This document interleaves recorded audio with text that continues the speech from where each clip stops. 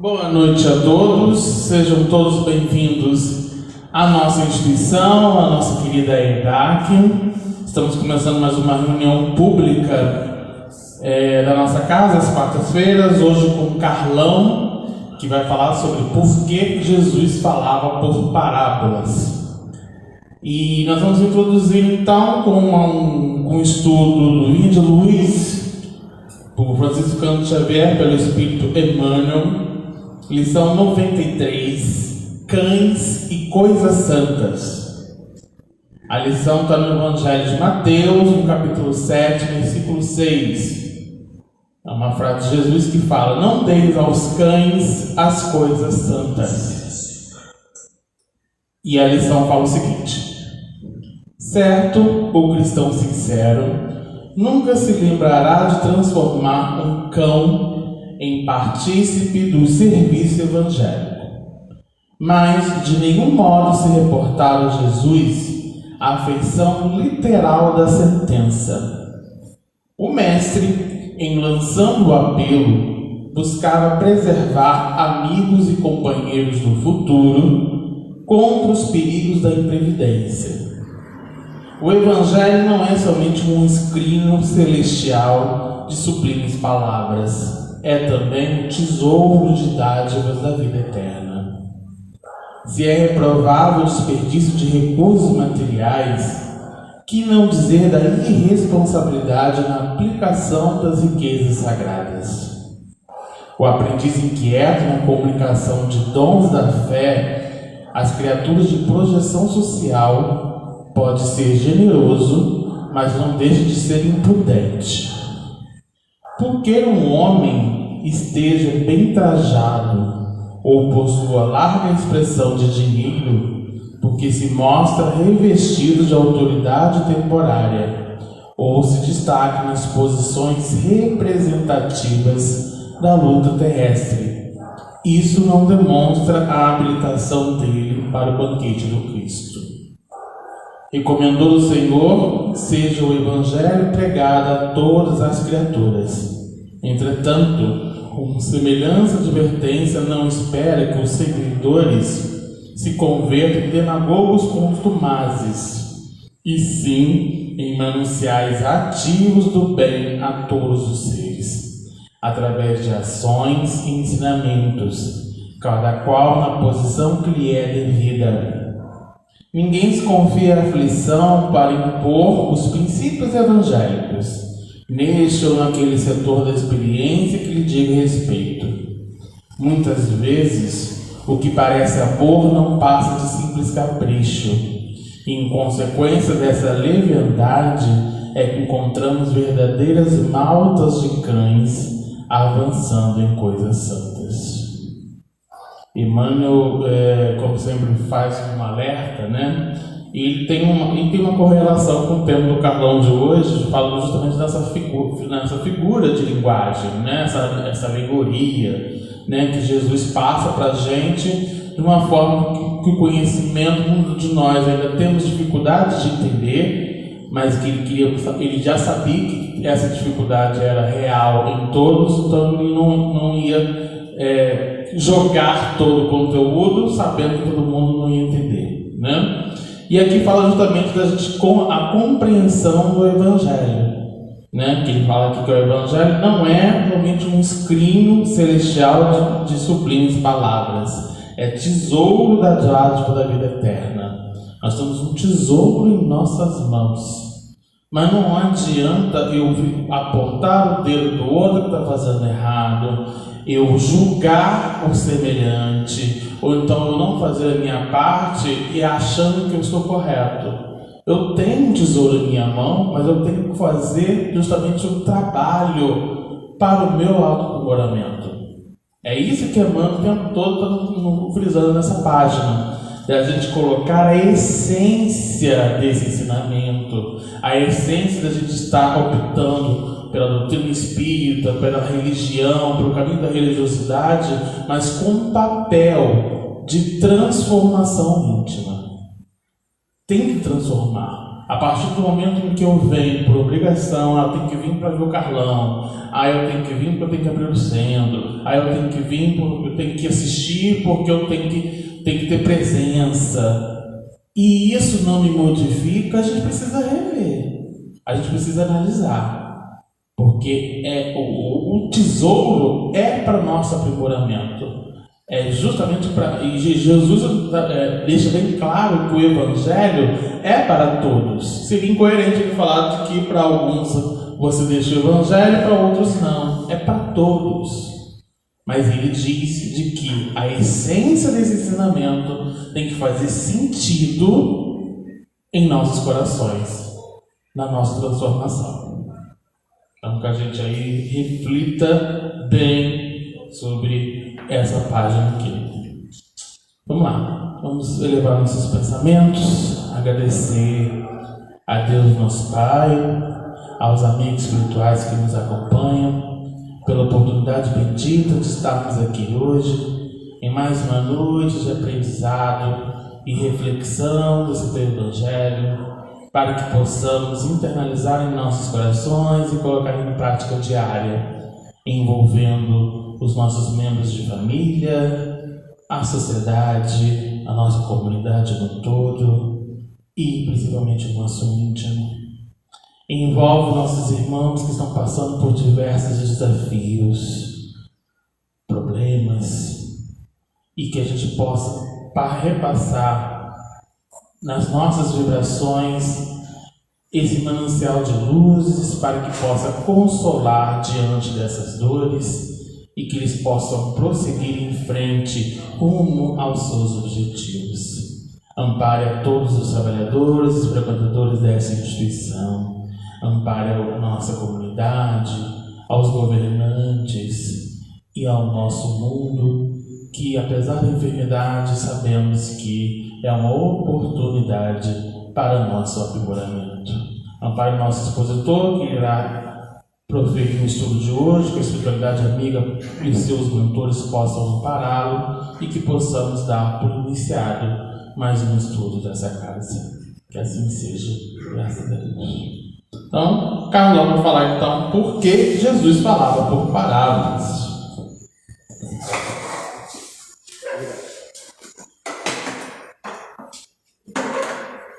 Obrigado, Felipe. Boa noite, meus irmãos, minhas irmãs. Que Jesus, na sua infinita bondade, nos abençoe, nos fortaleça a todos.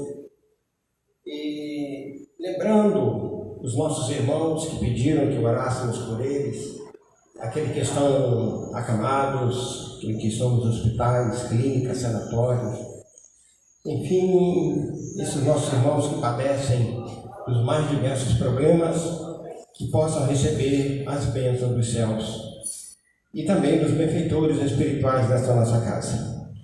Nosso tema é aparentemente fácil, mas é muito complexo, quando nós vamos tentar explicar por que Jesus falava por parábolas. Nós colocamos um pequeno texto para iniciarmos a nossa conversa, né? Um pouco simples, ignorante aqui, meus irmãos, é no sentido de não conhecer as ciências, não conhecer as letras, sem acesso aos ensinamentos que ministravam nos templos, porque naquela época, para ser um frequentador de um templo, havia uma necessidade de determinados gastos, e nem todas as pessoas tinham. Então, por exemplo, tinha determinadas vestes especiais, tinha que ser feito os chamados sacrifícios, as doações para os templos. Então, a grande maioria das pessoas não tinha, então também não frequentava os templos. O povo judeu, nós sabemos, né, é um povo muito orgulhoso, e o é até hoje, passado mais de 2000 anos depois de Jesus. Poucos deles acreditaram em Jesus e nos seus ensinamentos. Tanto assim que Jesus só se tornou verdadeiramente conhecido séculos depois da sua partida. Então, nesse nosso texto, um pouco simples, ignorante, sem acesso aos ensinamentos que ministravam nos templos e cheio de orgulho de raça, poucos creram em Jesus e nos seus ensinamentos. E a gente começa então, meus irmãos, querendo saber, o que é uma parábola. Parábola é uma narrativa curta, que mediante um emprego de linguagem figurada, transmite um conteúdo moral, sendo por isso erroneamente confundida com a fábula e difere também do apólogo, por ser protagonizada por seres humanos. Então, quando a gente fala de parábola, nós estamos falando de ensinamento moral para os seres humanos. Com relação à fábula e o apólogo, nós temos dois grandes escritores do passado que foram excelentes nessa área, que é o Esopo e La Fontaine. As fábulas de La Fontaine. As fábulas normalmente é com relação aos animais e os apólogos com relação a objetos inanimados que ganham uma certa vida, Mas o que nos interessa hoje é falarmos por que Jesus então falava por parábola, ou seja, ele queria transmitir para nós um conteúdo moral. E esse conteúdo moral, meus irmãos, nós vamos encontrar nos textos de Jesus. E vamos lembrar que, embora Jesus tenha trabalhado 3 anos, ele só nos deixou 32 parábolas. E todas elas muito ricas. Cada uma delas dá para nós escrevermos um livro de 180 páginas com facilidade. Daria para produzir centenas, talvez até milhares de palestras sobre cada uma delas. E cada vez pegando um ponto diferente dos ensinamentos que Jesus nos trouxe. A gente lembra então, meus irmãos, que na época de Jesus, como nós falamos, o povo era muito simples. Como a minha avó dizia, sem as letras, porque raríssimos eram aqueles que sabiam ler e escrever. A maioria desse povo, eles tinham no seu íntimo essa vontade de buscar os ensinamentos divinos, de buscar a verdade. Tanto assim que eles acreditavam muito nos profetas, seguiam os profetas. E quando Jesus apareceu, Jesus veio com novos ensinamentos. E aí muitas e muitas pessoas começaram a andar atrás de Jesus, na busca desses novos conhecimentos. Então Jesus começou a utilizar de um método que já existia. Porque se nós formos verificar, no Velho Testamento já tinha as parábolas. Depois nós vamos mostrar aqui uma relação de parábola do Velho Testamento. Mas então era um método de ensino muito comum naquele tempo. E até hoje, em muitos lugares, nós temos muitas e muitas parábolas, muitas e muitas maneiras de explicarmos dar um ensinamento moral. Então Jesus também precisou falar por parábolas para que o povo pudesse entender as verdades complexas que ele tinha para nos trazer e de uma maneira muito simples, uma maneira simples para que as pessoas todas pudessem acompanhar os seus ensinamentos. Vejam, meus irmãos, que Jesus usou então a parábola para responder as perguntas que faziam, também para tirar dúvidas. Nós vamos encontrar uma série delas, uma série de momentos em que Jesus, usando de figuras, fez com que os seus ouvintes entendessem acerca do trabalho, acerca da comida, acerca do trabalho no campo, acerca do casamento, a relação entre pai e filho, Então, só para citar algumas dessas questões que Jesus utilizou da parábola para poder esclarecer o seu povo. Então, nessas histórias simples, ele mostrava as realidades difíceis, essas complexidades que a vida nos apresenta. Lembrando, meus irmãos, que até nos dias de hoje, tem muita situação que Jesus, há 2000 anos atrás, nos deixou, e que ainda é motivo de discórdia, é motivo de dúvidas. Temos aí uma série de dificuldades para nós podermos entender melhor. Então até o sábio de hoje tem dificuldades para entender. É por isso que até em um determinado momento Jesus falou que aquilo estava, não podia ser dado aos sábios, mas sim aos simples, porque eles podiam entender melhor as questões do reino de Deus.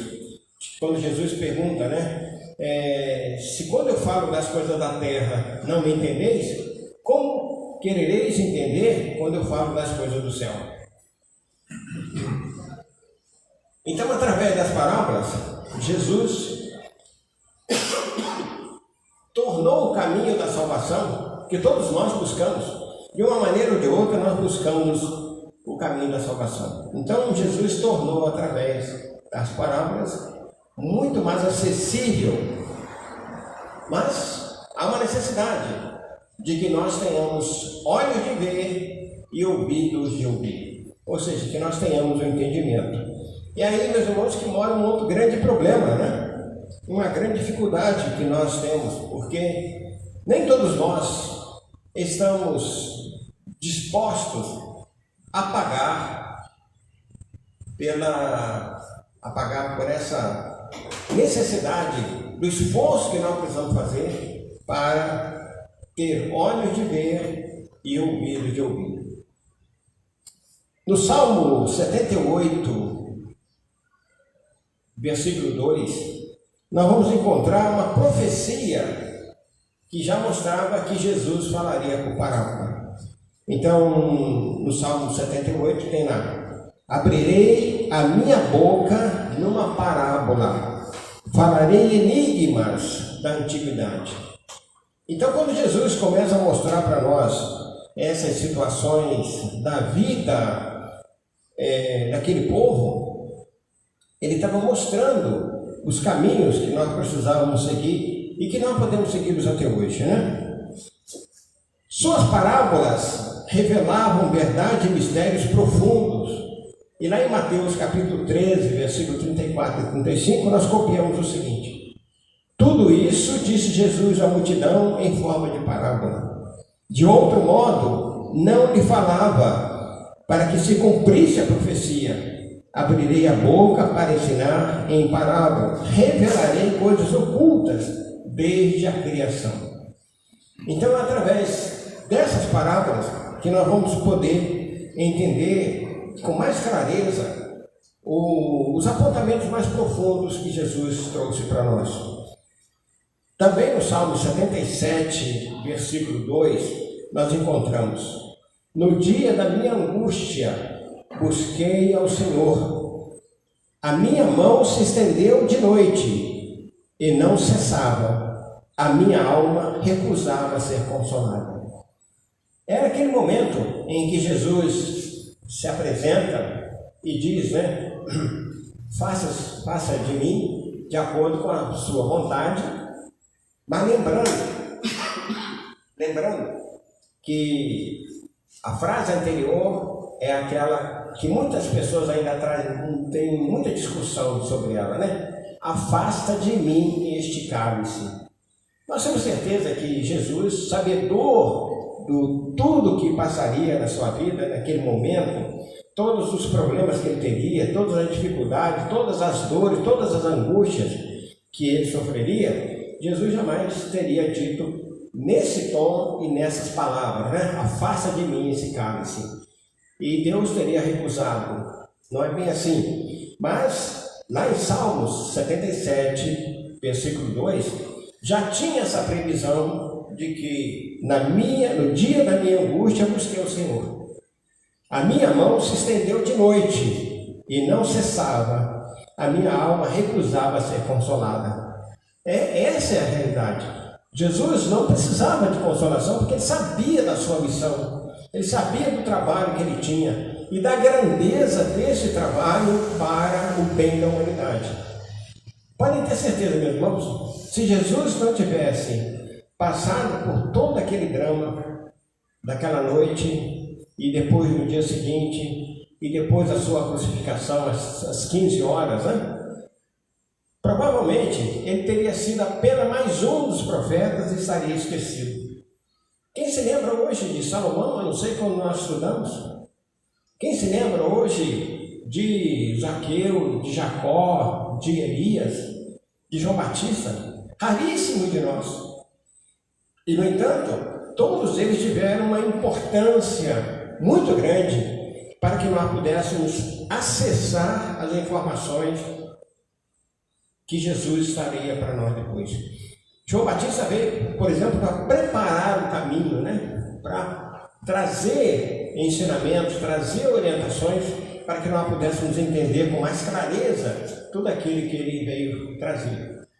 João, um espírito ainda muito renitente, muito teimoso, tanto provocou os poderosos da sua época, que teve a sua cabeça decepada, também para se cumprisse a orientação, né, daquilo que nós conhecemos como o princípio da lei de causa e efeito.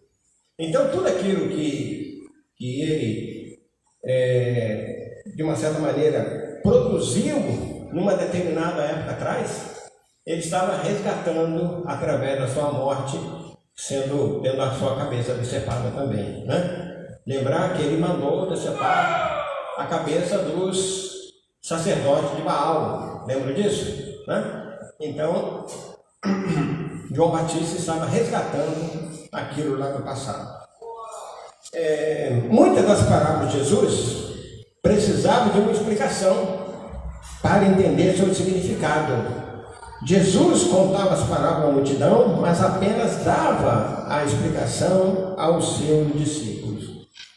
É interessante nós observarmos esse aspecto. Jesus contava para todo mundo, falava, abria todas as 31, porque é contado 32, porque uma delas é dobrada, né? São duas parábolas juntas, por isso que é contado 32. Então essas 31 ou 32, de acordo com como vocês quiserem, Jesus contava para a multidão, mas era no depois, naquele momento em que todo mundo já tinha ido embora, que Jesus reunia o seu grupo e ali lhe dava os devidos esclarecimentos. Mesmo porque, meus irmãos, somente aqueles que estavam muito interessados é que buscavam isso. Se nós analisarmos nos dias de hoje, quando nós temos um bom orador na cidade, a gente vai lá, assiste a palestra, e hoje, mais na minha época, mais lá atrás, a gente tinha um trabalho assim de seguir esse palestrante, de ficar um pouco mais com ele, de conversar um pouco mais com ele, né? Eu e o Robson fizemos muito disso, de depois da reunião ir bater papo com o Divaldo Franco, com esses grandes palestrantes que passaram pela nossa cidade, porque a gente queria mais conhecimento, mais informações, mais detalhes. Buscar, por exemplo, as anotações, em que livro eles buscaram aquilo, em que livro eles trouxeram aquelas informações para nós. Então, hoje, podemos observar, meus irmãos, o orador mal termina a palestra e as pessoas já estão indo embora. Tem pessoa que nem toma passe, não é verdade? A pessoa não está nem aí, não está nem interessada em fazer anotações. Raríssimos são as casas espíritas em que nós vemos uma ou outra pessoa como eu cito muito o livro dos Espíritos, raríssimos são aquelas pessoas que anotam. Algumas até chegam a me pedir. Como eu tenho o hábito de colocar o meu e-mail e o meu telefone no final da palestra, de vez em quando eu recebo uma ligação, recebo uma mensagem de alguém pedindo alguma dica. Em que livro você encontrou isso e tal. Então, meus irmãos, nós estamos vendo que temos uma necessidade de buscar mais informações, de nos orientarmos, porque isso é valorizado por Jesus. Vamos ver mais adiante. quando em Marcos, capítulo 4, versículo 33 e 34, que a gente vai observar esses detalhes. E com muitas palavras, tais lhes dirigia a palavra, segundo o que podiam compreender, e sem parábolas nunca lhes falava, porém tudo declarava em particular aos seus discípulos. Notaram esse detalhe, que Jesus falava para todas as pessoas tudo, mas as pessoas não podiam compreender, não tinham ainda um embasamento para entender. É a mesma coisa quando nós falamos, né, da necessidade que nós temos de estudar o Pentateuco, ou seja, os 5 livros da doutrina espírita. Há uma necessidade grandiosa de nós nos aprofundarmos nesses ensinamentos para que nós possamos entender mais claramente a doutrina espírita. Alguns de nós já estamos aí há dezenas de anos estudando a doutrina espírita e ainda não assimilamos tudo. E nem será ainda, talvez nessa encarnação, que a gente vai assimilar tudo. A grande maioria de nós, meus irmãos, estamos na primeira reencarnação como espírita. Talvez aí uma dezena de reencarnações nós tivemos em outras religiões, como católico, como evangélico, como protestante, como aquelas religiões que temos lá no Oriente, aquelas que temos no Oriente Médio. Então, grande parte de nós já vivenciamos muitas e muitas experiências em outras religiões. E como a doutrina espírita é uma doutrina ainda muito fresca, né? Recém-saída do forno, esse forno espiritual que está sempre despejando esse pão maravilhoso para nós. E se não fosse também as obras de André Luiz e de Emmanuel, grande parte de nós ainda estaríamos na ignorância com relação ao conteúdo que a doutrina espírita nos apresenta. Aqui seguindo, meus irmãos, vamos ver que Jesus tinha essa preocupação. Ele fazia isso porque muitas pessoas na multidão não estavam interessadas em segui-lo. As pessoas queriam apenas ver os milagres. E muitas daquelas pessoas estavam ali interessadas apenas em debochar de Jesus. É como nós fazemos hoje com as pessoas que são dedicadas a esse tipo de trabalho. Nós não queremos saber do conteúdo, nós queremos ver na prática. É por isso que muitas vezes na nossa casa espírita nós recebemos pessoas que já querem ir direto para a sala mediúnica. Elas não se interessam em estudar e se aprofundar. E quando a gente diz para ela que tem que estudar primeiro, tem que passar por um curso de médium, né? Eu gostaria muito de aplicar passe, porque já viu aplicar passe.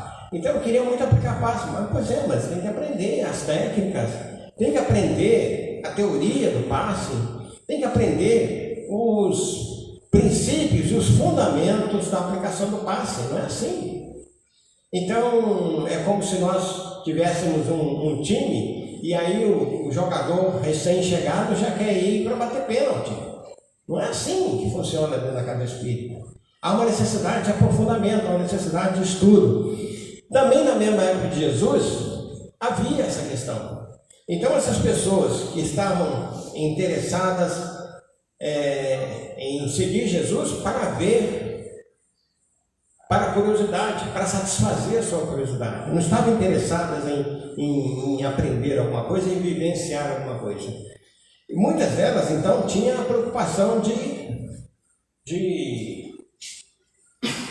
até mesmo de debochar de Jesus, né?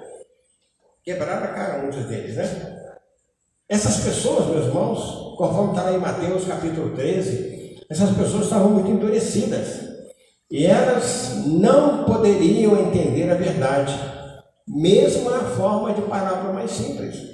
E aí nós vamos encontrar o que Mateus deixa para nós. Nele se cumpre a profecia de Isaías. Ainda que estejam sempre ouvindo, vocês nunca entenderão. Ainda que estejam sempre vendo, jamais perceberão. Pois o coração deste povo se tornou insensível. de má vontade ouviram com seus ouvidos e fecharam seus olhos. Se assim não fosse, poderiam ver com os olhos, ouvir com os ouvidos, entender com o coração e converter-se, e eu os curaria. Talvez esse texto de Mateus tenha passado despercebido para a maioria de nós. Grande parte de nós não nos aprofundamos nele. Mas só para ficar bem claro, bem ajustado para nós, vamos lembrar então, Mateus capítulo 13, versículos 14 e 15. Leiamos novamente. Nele se cumpria a profecia de Isaías. Ainda que estejam sempre ouvindo, vocês nunca entenderão. Ainda que estejam sempre vendo, jamais perceberão. Pois o coração deste povo se tornou insensível, de má vontade ouviram com seus ouvidos e fecharam seus olhos. Se assim não fosse, poderiam ver com os olhos, ouvir com os ouvidos, entender com o coração e converter-se, e eu os curaria. Vamos lembrar, meus irmãos, que milhares de pessoas portadoras dos mais diversos problemas de saúde, seja física, mental, espiritual, caminharam junto com Jesus. Mas vamos lembrar que somente algumas poucas foram encaminhadas para a cura. Eram aqueles espíritos que já estavam no seu término provacional ou estavam vencendo o seu prazo de expiação. Então era um espírito que já não estava devendo mais nada. Já tinha passado por esse período de crer, entender, de assimilar os conhecimentos do Cristo. Então essas pessoas tiveram a oportunidade então de receberem a cura dos seus males.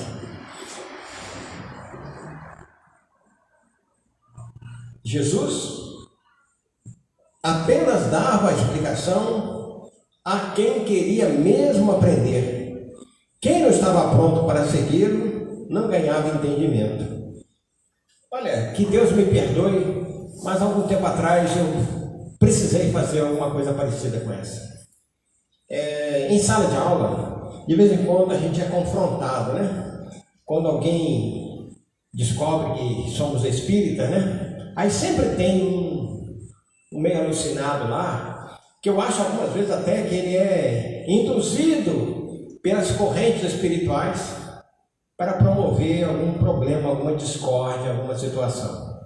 Então, uma sala de aula com mais ou menos 26 alunos, um deles lá falou que ele, eu sou materialista, não acredito em Deus, não acredito nesse negócio de espíritos, e não tinha, o nosso assunto não tinha nada com isso. Aí eu virei para o rapaz e falei, parabéns, você está certo. Ele falou, mas eu soube que o senhor é espírita, o senhor vai tentar me convencer? Eu falei, eu não. Você já tomou a sua decisão. Você já fez a sua escolha. Se você está satisfeito em ser materialista, seja feliz. A única coisa que eu posso falar para você é que isso não vai atrasar o seu crescimento espiritual. Porque provavelmente, depois dessa vida, você precisará de uma nova vida para poder ter esse esclarecimento. Ele falou, então o senhor não vai me convencer? Eu falei, não vou perder tempo contigo. Quem sabe na próxima encarnação, Deus nos permita esse encontro. Aí talvez você já estará melhor preparado, talvez o seu coração já esteja mais amolecido, talvez você já tenha condições de receber essas informações, porque por enquanto você não está interessado nelas. Falei, agora vamos encerrar esse assunto. Vamos voltar para a aula, que nós temos muito material ainda, muito conteúdo para apresentar. O rapaz ficou meio cabisbaixo lá, porque eu achei, e depois os outros colegas vieram comentar, né, que ele era um camarada assim, que gostava de arranjar algumas encrencas com os professores. E eu quebrei a coluna dele, deixei. Se Deus nos permitir um novo encontro, ótimo. Talvez nós possamos esclarecer. Mas, fazendo como Jesus, Jesus não perdia tempo com essas criaturas, não. Deixa, cada um tem seu tempo, cada um de nós tem a sua hora. Quantos e quantos irmãos passaram por essa casa aqui, ao longo desses anos todos que eu militei aqui? E embora nós tivéssemos dado a ele as oportunidades, passado pelos trabalhos de desobsessão, passado pelos trabalhos de passe, muitos deles se curaram dos seus graves problemas que traziam, mas não quiseram seguir, não quiseram se adaptar ao trabalho. E é muitas vezes quando nós chamamos o indivíduo e falamos por ele: agora você já está bem, é hora de você começar a trabalhar. É por isso que nós vamos encontrar muitos espíritas, que eu costumo chamar que são os espíritas pipoca, né? Porque ele fica pulando de um centro para o outro. Na hora que ele tem a cura, na hora que ele tem a solução do seu problema, ele resolve sair. Mas, como Jesus nos deu uma observação lá atrás, de que se retirar um demônio, a palavra está lá no texto bíblico, né? Retirada de um espírito inferior, e a casa permanecer aberta, virão outros 7. Então é por isso que muitas vezes o indivíduo que está num processo obsessivo, ele melhora, mas como ele não toma as devidas cautelas, que é trabalho, oração, fazer o bem, né? Mudar a sua concepção mental, se ele não faz isso, ele vai continuar obsediado para o resto da sua vida material, e quando entrar no mundo espiritual, estará lá uma nuvem de espíritos esperando por ele, para continuar atormentando. Então é assim que nós precisamos fazer com que as pessoas entendam a necessidade da reforma íntima. Cada um de nós passamos por isso, nós temos que ter essa reforma. E aí, meus irmãos, lembrar que Jesus tinha pouco tempo para a sua missão. Nós sabemos que nesses 3 anos do messianato do Cristo, ele deixou o material, ele não escreveu uma única palavra, a não ser aquele desenho que ele fez na areia. Tirando isso, Jesus não escreveu mais nada, mas ele ficou gravado no coração de todas as pessoas que tiveram acesso a ele. Até Públio Lentulus, né, que é o nosso querido Emmanuel, que depois faz uma descrição maravilhosa do Cristo, e que fez com que, da época até os dias de hoje, o único retrato de Jesus que se tem é a carta de Públio Lentulus. Então a gente vai ver, meus irmãos, que Jesus tinha muito pouco tempo para a sua missão, e que somente aqueles que se tornam verdadeiros discípulos é que têm acesso à verdade. Parafraseando, nós podemos dizer: os verdadeiros discípulos de Kardec são aqueles que estudam, se aprofundam, buscam cada vez mais conhecimento e cada vez mais a certeza dessa profundidade que a doutrina espírita nos apresenta. Jesus explicou aos seus discípulos que quem conhece a Deus receberá mais conhecimento, mas quem não conhece a Deus perderá até o pouco de conhecimento que tem. Mateus capítulo 13, versículos 11 e 12. Essa é uma realidade. O indivíduo que tem pouco conhecimento, ele vai perder, porque esse pouco conhecimento não lhe dá condições para a prática do bem, para a vivência do bem, para ensinar também. Porque muitas vezes, quando nós passamos a ensinar, que nós aprendemos mais. É no momento que nós estamos distribuindo pouco de conhecimento que temos, que as nossas vistas se alargam, o nosso horizonte se expande. Então nós podemos ter uma certeza maior, porque quanto mais nós temos, mais recebemos. Agora, se nós não utilizarmos isso, com certeza nós só iremos perder. Ele, respondendo, disse-lhes: porque a vós é dado conhecer os mistérios do reino dos céus, mas a eles não lhes é dado. Porque aquele que tem se dará e terá em abundância, mas aquele que não tem, até aquilo que tem lhe será tirado. Em alguns textos nós vamos encontrar essa última frase dizendo assim: até aquilo que não tem lhe será tirado. Quer dizer, aquilo que o indivíduo ainda estava programado para ter, se ele não abrir o seu coração, abrir a sua mente, ele não vai poder absorver na hora que surgir na sua frente. Ele não vai aproveitar a oportunidade de crescimento, de aprofundamento, de acelerar a sua vida espiritual. As parábolas de Jesus eram simples, mas quem não amava Jesus não as entendia. Deus estava humilhando quem se achava sábio, mas rejeitava Jesus.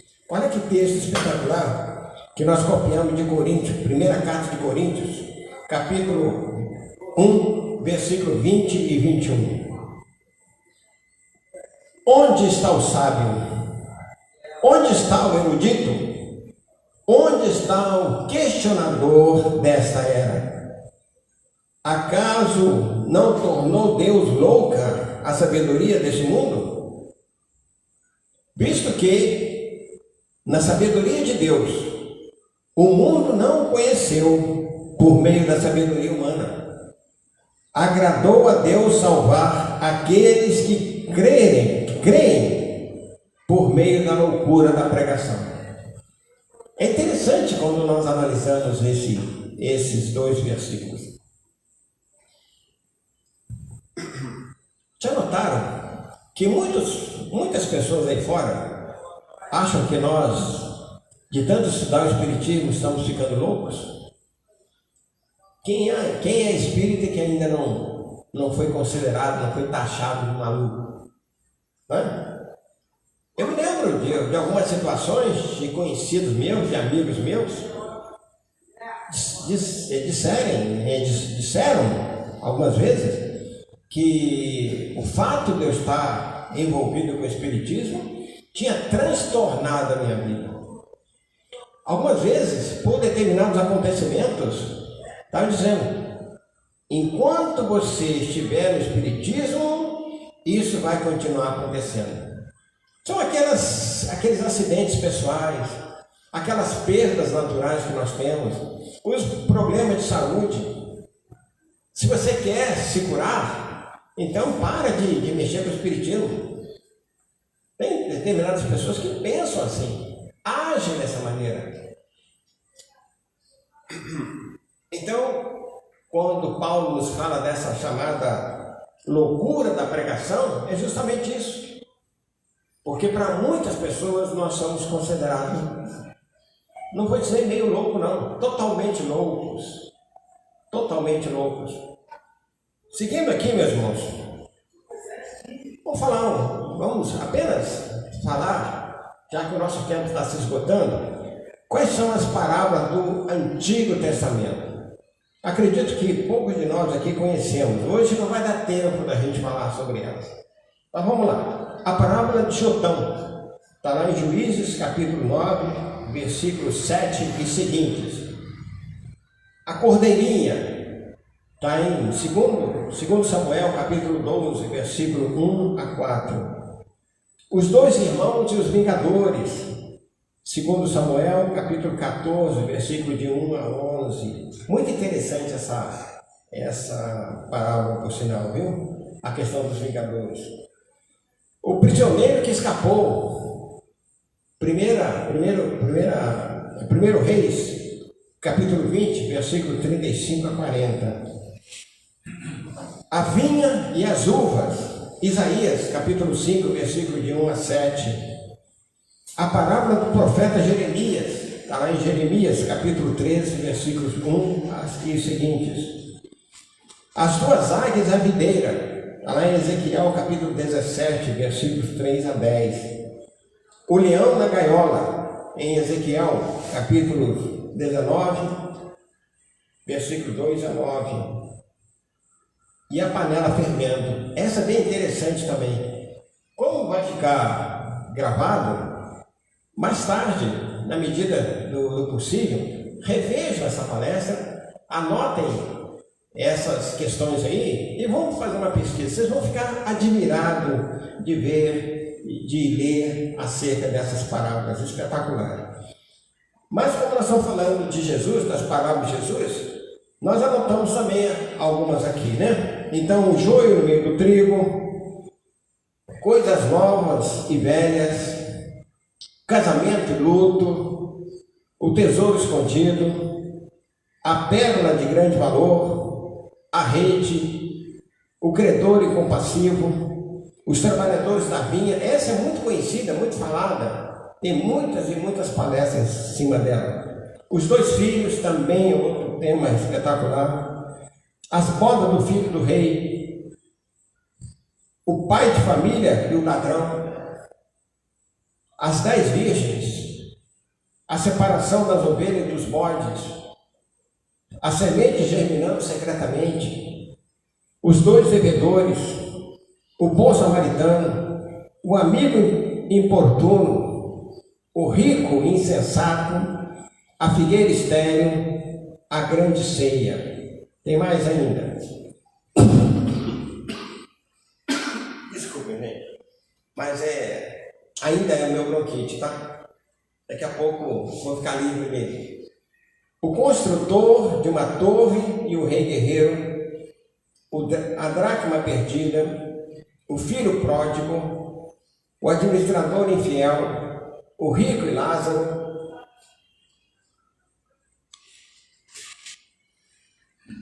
servos inúteis, o juiz iníquo, o fariseu e o publicano, as 10 minas, o bom pastor, a videira e os ramos.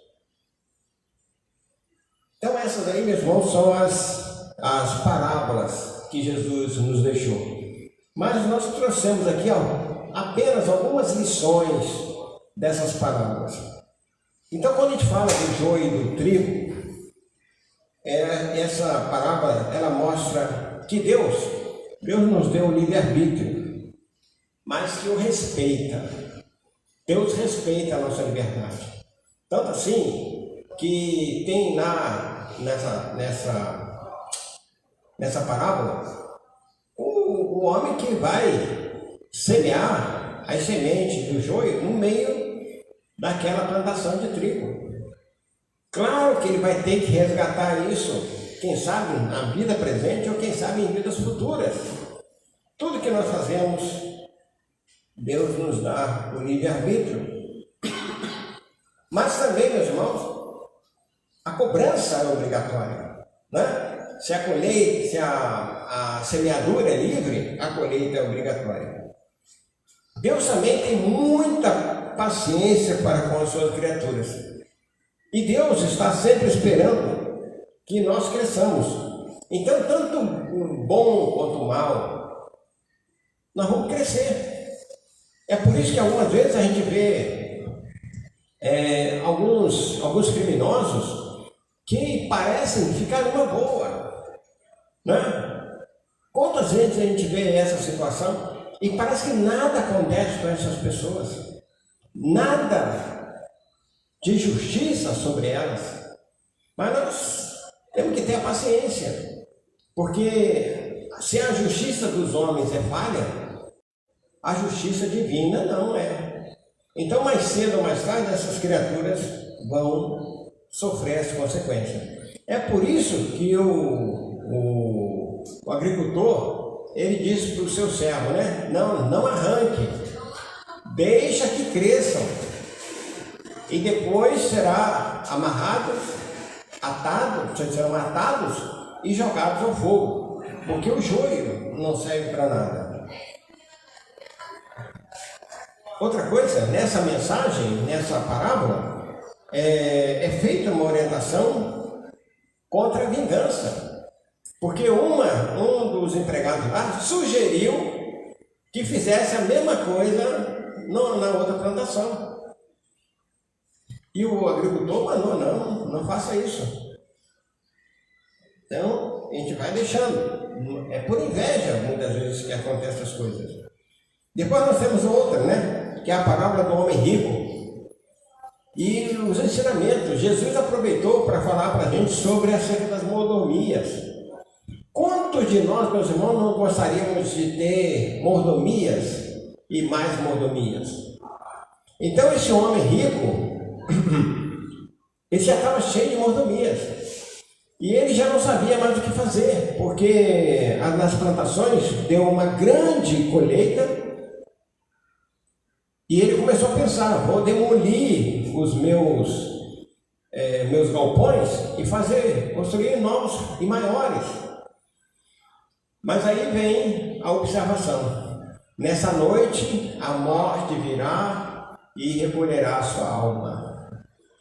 Então é por isso que muitas vezes, meus irmãos, nos ensina que se nós temos nossas vontades, Deus também tem. Nós temos os nossos planos, muitas vezes um plano muito terra a terra, mas Deus também tem os seus planos. E ainda, que nós não podemos só pensar no nosso futuro material. Muitas vezes eu tenho conseguido assim dar uns alertas nas salas de aula, nos cursos que eu ministro, falando para as pessoas: olha, muitas vezes, muitos de vocês estão pensando o que vocês farão daqui a 5 anos, daqui a 10 anos, depois que vocês se formarem, o que vocês farão nas suas vidas.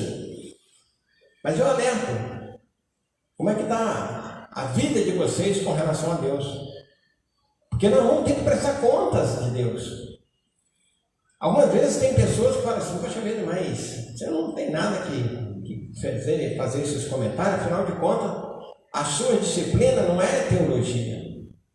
Mas eu me sinto na obrigação, como educador, de mostrar esse aspecto também de Deus. Mostrar que somos criaturas de Deus, que somos falíveis, mas que nós podemos crescer. Então, ao lado das nossas profissões, nós podemos fazer muita coisa boa. Quando eu ministro curso na área no trato com as pessoas, né? Eu falo sempre isso. Como é que você gostaria que alguém tratasse um familiar seu? Como é que você se sentiria nessa situação? A morte, meus irmãos, ela é generosa, mas ela também é democrática. Ela alcança todos e alcançará-nos também. Então é necessário que nós estejamos preparados, porque todos nós já temos a nossa senha na mão, né? Já temos o nosso papelzinho. Uma hora dessa, no painel da vida, o nosso número será cantado, com certeza. Ninguém vai ficar para semente. Nenhum de nós vamos permanecer aqui por mais tempo que não seja necessário. E a nossa volta para o mundo espiritual é certa. Ninguém precisa ficar preocupado em fazer grandes coisas. Vamos fazer o nosso feijão com arroz, a nossa caridade pequena, a nossa boa ação diária, fazer as nossas orações, manter-nos em contato com as estruturas, com as entidades superiores, né? Com todas essas estruturas que Deus nos oferece para podermos desenvolver os trabalhos relacionados ao bem e ao amor. A parábola do filho pródigo é uma outra cheia de informações interessantes. Primeiro, porque ela examina o filho pródigo. Não é verdade? Mostra que ele resolveu pegar o quinhão dele, sair pelo mundo, gastar, aproveitar da melhor maneira possível, tal, né? E aí é quando o indivíduo faz a escolha das suas provas e das possíveis consequências que adviria depois. E mostra então a diferença dos dois filhos. Mas enquanto um era muito, não estava ligando para nada, gastou tudo que tinha e tudo mais, né? Nós vamos ver que o outro filho é muito egoísta. Muito egoísta. O comportamento dele até mesmo irracional diante da chegada do seu irmão que tinha perambulado pelo mundo. A pergunta que nós podemos fazer, meus irmãos, é: que educação nós estamos dando para os nossos filhos? Nós estamos criando nossos filhos para serem criaturas egoístas diante do mundo? Ou estamos criando criaturas para serem devassas, para que elas possam pegar a parte da herança que eles tocam? Porque tem muitos pais preocupados com isso, em comprar casa para deixar para o filho, em fazer isso, fazer aquilo, em deixar dinheiro para os filhos, em deixar uma boa poupança para os filhos. E aí muitas vezes se esquecem, meus irmãos, que nós vamos ter que prestar conta disso também. Não é verdade? Então, como é que nós estamos tratando os nossos filhos? Que educação nós estamos dando para eles? E aí, que nós devemos amá-los incondicionalmente? Sim, com certeza. Principalmente os filhos problemáticos. Principalmente aqueles nossos filhos que nos dão mais trabalho, mais preocupação. Porque esses, muitas vezes, meu irmão, é problema nosso. Não é problema de ninguém, não é problema do psicólogo, não é problema do psiquiatra, não é problema da justiça, é problema nosso. E nós não podemos abandoná-lo. Porque se Deus nos escolheu para sermos os pais dessas criaturas, é porque nós temos um compromisso com eles. Quem sabe fomos nós, em vidas passadas, que os desvirtuamos, que os levamos para caminhos perniciosos, que nós os fizemos perder. Então agora Deus está nos dando a oportunidade de reencaminhá-los. Então a parábola do filho pródigo, ela nos oferece justamente essa oportunidade de refletirmos sobre isso. Temos ainda, meus irmãos, os trabalhadores da última hora. Eu acho muito interessante mesmo. Essa parábola tem um aspecto que muitas pessoas não entendem.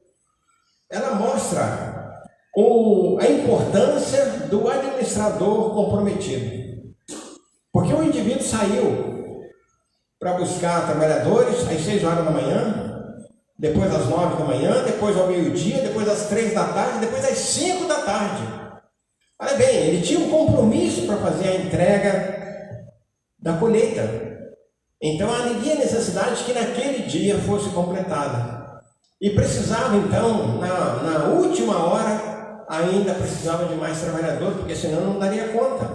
Vamos lembrar que para o povo judeu daquela época, o trabalho começava às 6 horas da manhã e encerrava impreterivelmente às 6 horas. Não tinha nada de negócio de dobrar, né? Como você fez muitas vezes na CSN, né? Não tinha nada de hora extra. Era isso. Esse era o combinado. Portanto, meus irmãos, Jesus mostra o aspecto desse administrador, que nós devemos fazer assim também. Mostra também que o operário, ele tem que ser um indivíduo que deve manter sempre a esperança. Ele tem que ter a fé.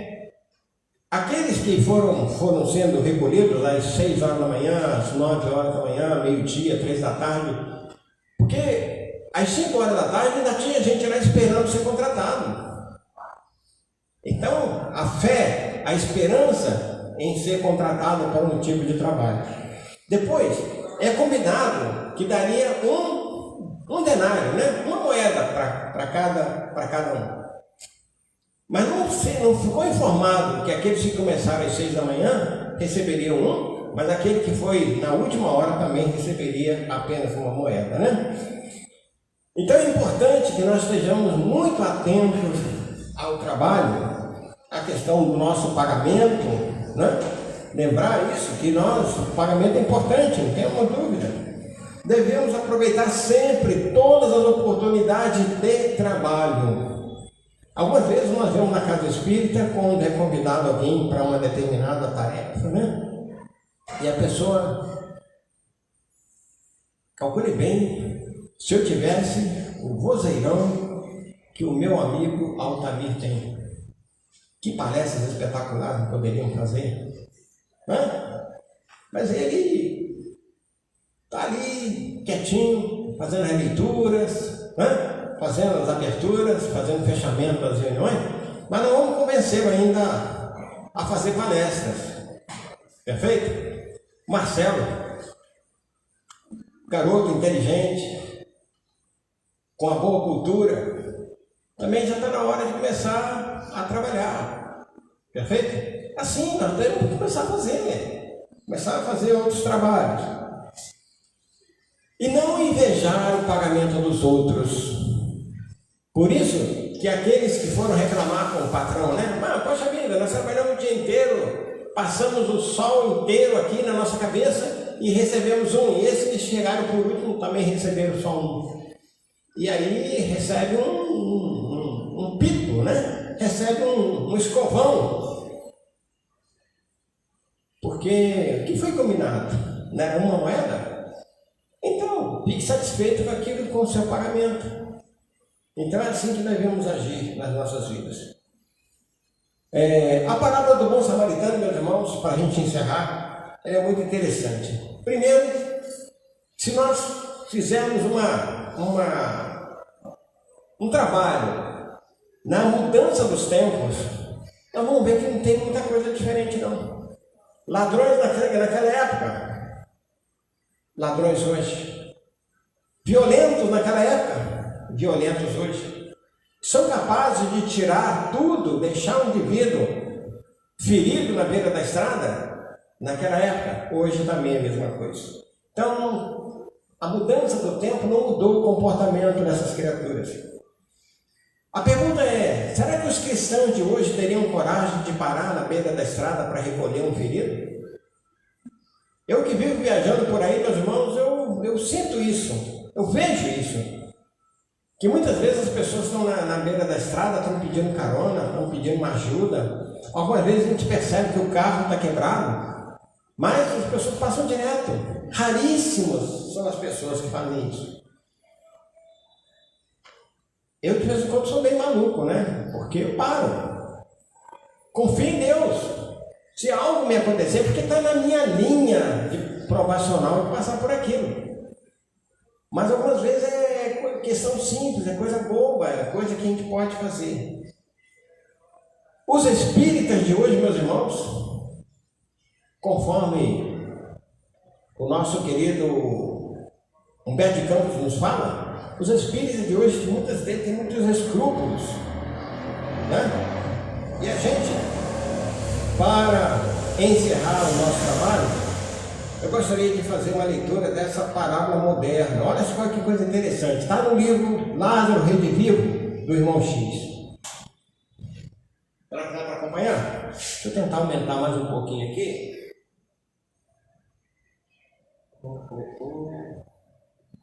Cadê você, Satinha? Vai.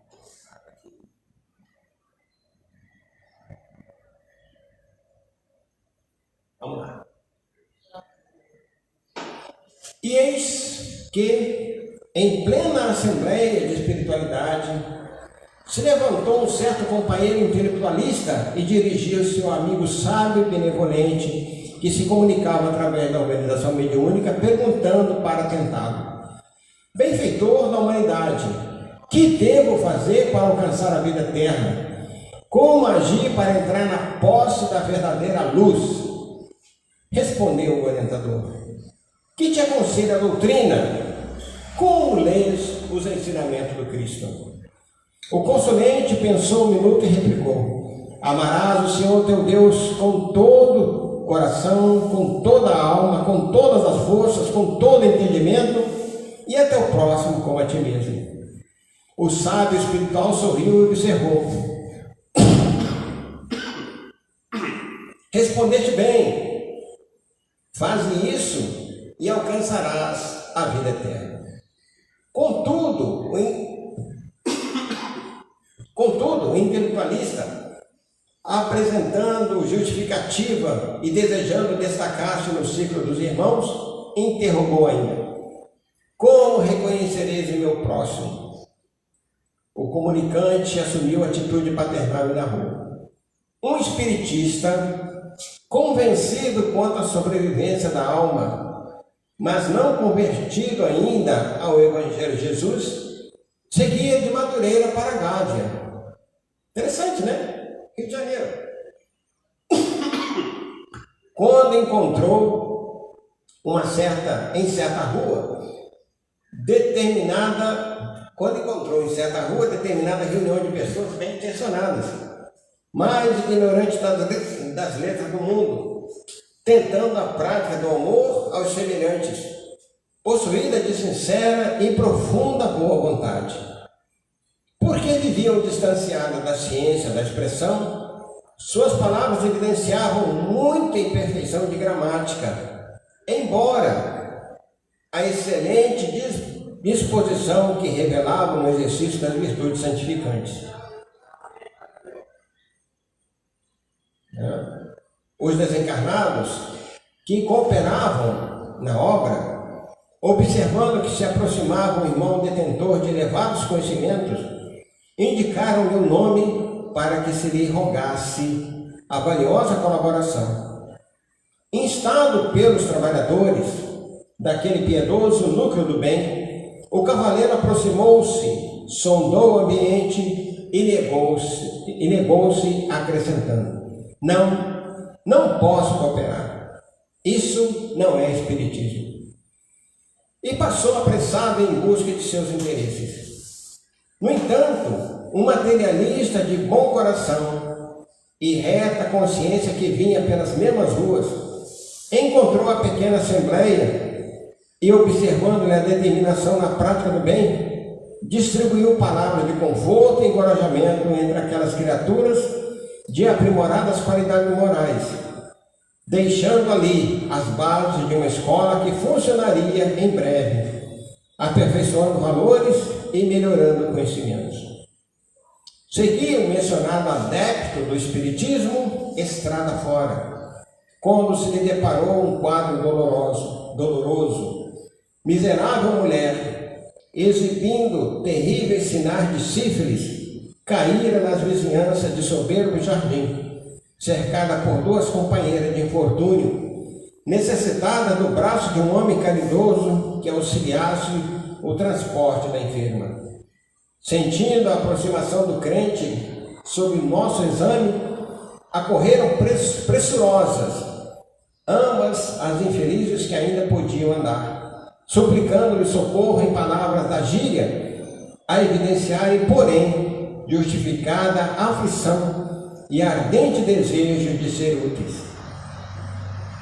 O espiritista reparou que se encontrava nas adjacências de uma grande casa, dedicada a prazeres menos dignos, e receando falso julgamento de sua conduta, negou-se exclamando: Não posso ajudar. Isso não é espiritismo.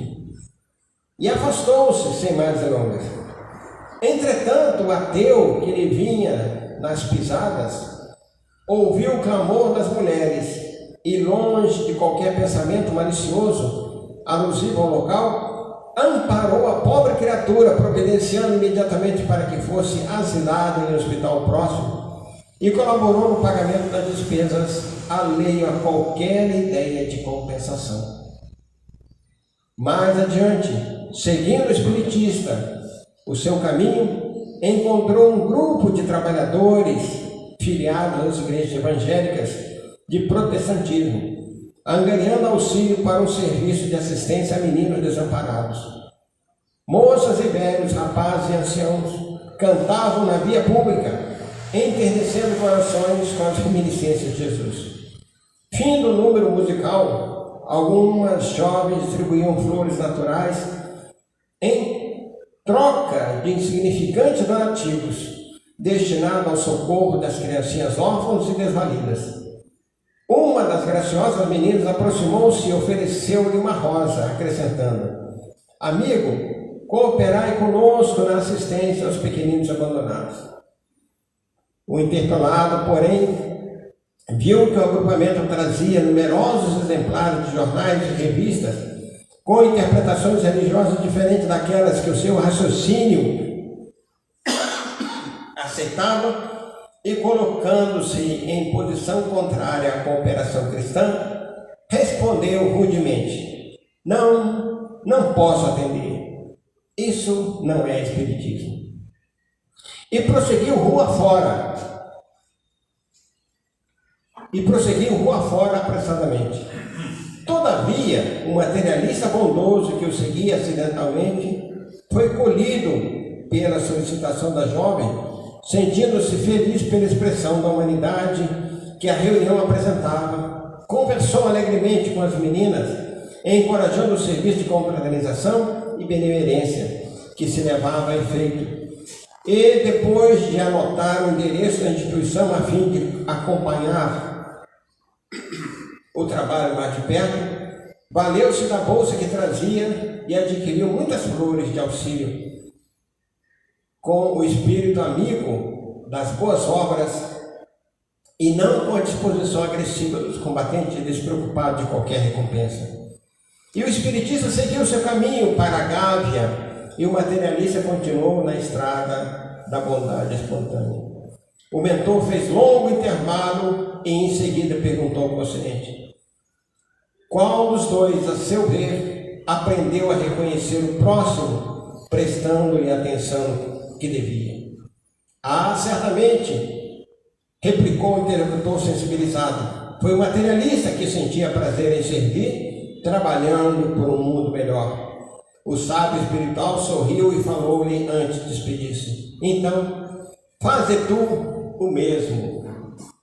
Que Deus nos abençoe, nos ampare e permita que possamos continuar caminhando cada vez mais para frente e para o alto. Muito obrigado, meus irmãos, pela atenção.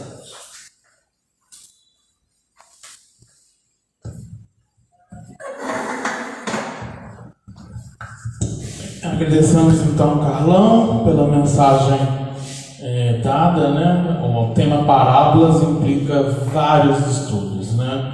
Tanto que estudo aprofundado da doutrina espírita, estudo sistematizado, todos eles têm as parábolas para estudo, né? Fica o convite para que a gente possa estudar cada parábola, né? E se a gente for olhar no detalhe, tem sempre alguma coisa atual rondando dentro dessa alegoria, dentro dessa história que Jesus contou, né? Então é muito atual, o Evangelho é atual, né?